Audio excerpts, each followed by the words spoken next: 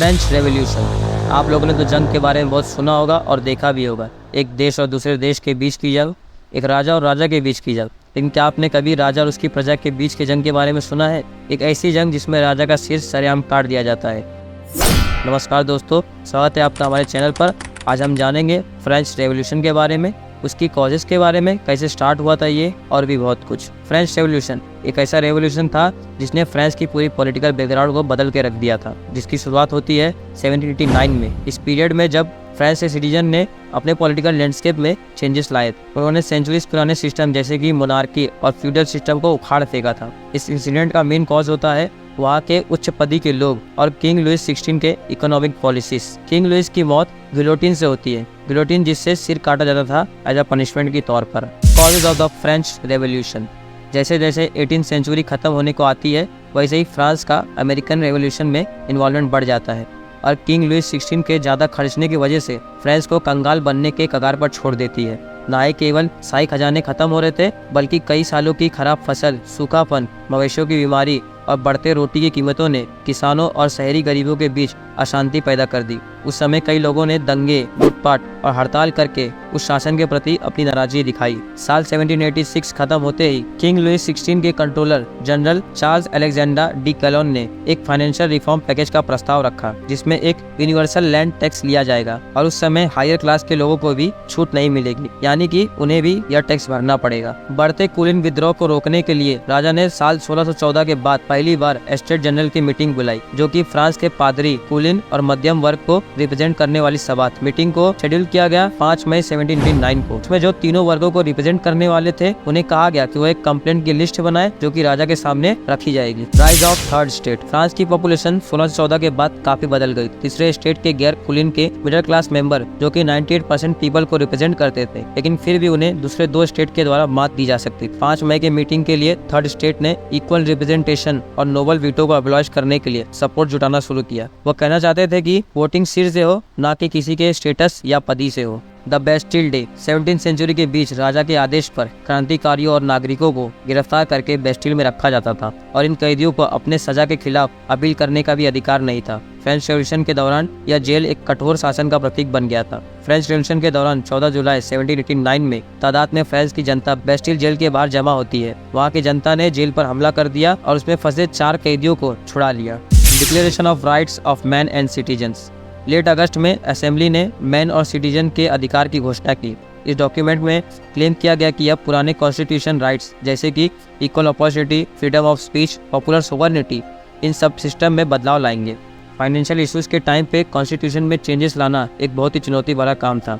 महीनों तक असेंबली के मेंबर्स में ये सवाल खड़े होते रहे कि मेंबर के इलेक्ट करने के लिए जिम्मेदार कौन होगा, और सबसे इम्पोर्टेंट बात थी कि राजा, जिसकी छवि 1791 में देश से भागने के असफल प्रयास के बाद और भी कमजोर हो चुकी है, 3 सितंबर 1791 को अपनाए गए फ्रांस के पहले लिखित संविधान में राजा को रॉयल वीटो पावर मिला और मिनिस्टर अपॉइंट करने का राइट्स मिला, जिससे कुछ कट्टरपंथियों को पसंद नहीं आया, जैसे कि मैक्सिमिलियन डी रॉस्पियर, कैमिला डी स्मुलिन, जिन्होंने लोगों से सपोर्ट जुटाना शुरू किया इसके विरोध में। French revolution turns radical.